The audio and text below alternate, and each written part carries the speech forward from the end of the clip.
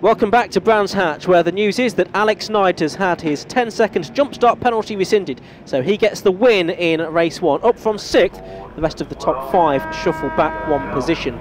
For race 2, no Matt Palmer on pole position. His clutch master cylinder failed in race 1. Paul Flinders also a non-starter. The race gets underway then, and it was Stuart Nichols that had that gap in front of him on the grid. He's doing his best to make use of it. He's alongside Alex Knight now as they head down towards Paddock Hill Bend for the first time, and it's the roadster, I think, that just gets his nose in front. Yes, he does, and it looks like Ben Rowe, who is going to try and follow him through as well. Streaming through Paddock Hill Bend then, this 32-car grid headed by Stuart Nichols. Alex Knight about to lose another position there, I think, because Mick Nichols, who had that spin towards the end of the first race, trying to forge a way through, and he has made it, hasn't he? So Alex Knight down to 4th place. It's John Wilson there in 5th position, and those 2 cars side by side in 6th and 7th places. One of them looks to be the number 45 car of Robert Wells, and the other is Tim Heron, isn't it? Number 23. Oh, and Rob Wells getting very crossed up there.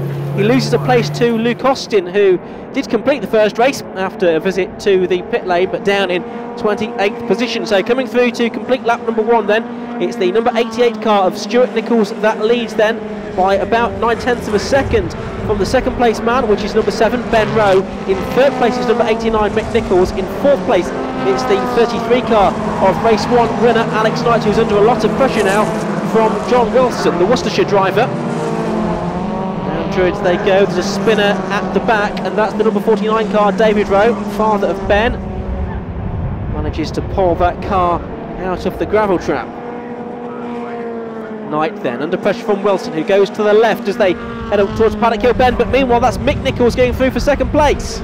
But then he runs wide on the exit of Paddock, and Ben Rowe immediately takes the place back, and now it's the drag up the hill with Mick Nichols having lost some momentum there. It's back about 3 car lengths behind Ben Rowe again. Right, still there in 4th. We're on board with Robert Wells. He's got Luke Austin ahead of him in 7th position. Wells is in 8th.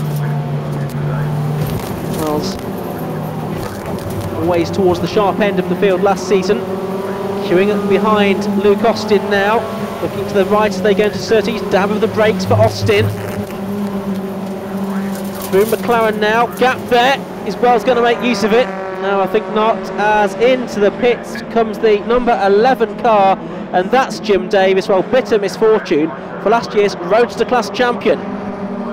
Doubly disappointing for him because the Roadster's going so well this weekend, but he's had a lack of power all weekend. The top 2 pulling away, Stuart Nichols and Ben Rowe, and Alex Knight, you can see there in the background, was just about to be challenged by John Wilson. That came to nothing. Meanwhile, it's side by side further back, that's Robert Wells and Timothy Heron.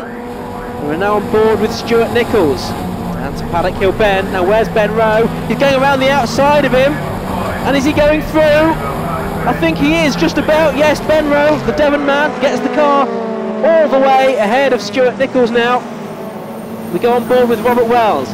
He's looking at John Wilson, trying to go around the outside of Alex Knight, but into turn is going up the inside of John Wilson. He was quite late on the brakes there, it seemed to me, was Robert Wells. Managed to get the car turned in. Now let's look at Wilson. Down the inside of Knight, into grab movement. Oh, and Robert Wells getting very crossed up there.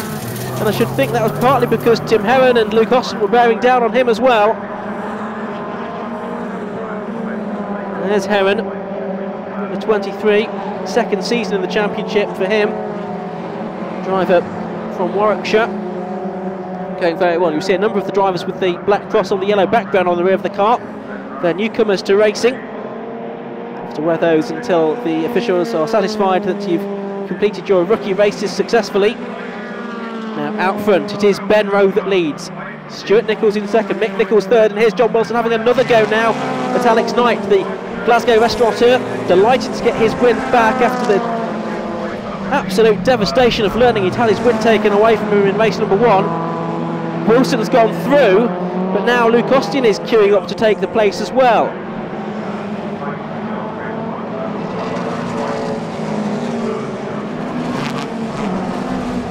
Another of the Roadsters, that's the number 79 car, Jonathan Grimes, the Ascot man.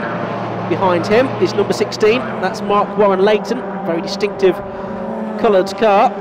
Here's Paul Grumet again doing battle with Christian White, who goes around the outside of him at Surtees.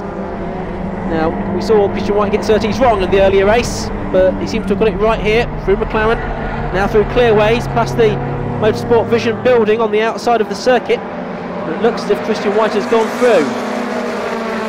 It's Clive Morford next up in the number 8 car. This is the battle around the 9th, 10th and 11th kind of position. Lee Gambert looks to be down there as well, so is Matthew Wallace in number 72. After a disappointing qualifying session for him, another driver who has been on the podium towards the end of last year. We're expecting good things from this season. And these are the leaders coming up towards traffic. It's Stuart Nichols trying to get back ahead here of Ben Rowe. They're going to go across the line absolutely alongside one another now. Ben Rowe just getting his nose in front as they lap the number 34 car, Shane Mansbridge, the reserve who didn't take part in the first race. This is the racing debut for Mansbridge, the man from Colchester, now living in Norwich. Heavily involved in motocross. Oh, and disappointment there for Jamie Grant in number 70. Well and truly beached into the gravel. I should think the officials might have a look at that. And there's Stuart Nichols back through. Is he ahead of Ben Rowe? Ben Rowe's got the line for McLaren now. They're absolutely side by side. Ben Rowe, I thought he was going to give best there, but he doesn't. They're chasing after the number 49 car. That's David Rowe, Ben's father, and they're falling behind the back marks a little bit there because Ben and Stuart absolutely side by side, having a great old fight here. Up towards the line they come. Not much left in this race. In fact, they're going on to the last lap now, and it's Ben that's nosed ahead. Well, Stuart said to me after he thought he'd won the first race that he could quit now, but didn't get the victory verdict in the end.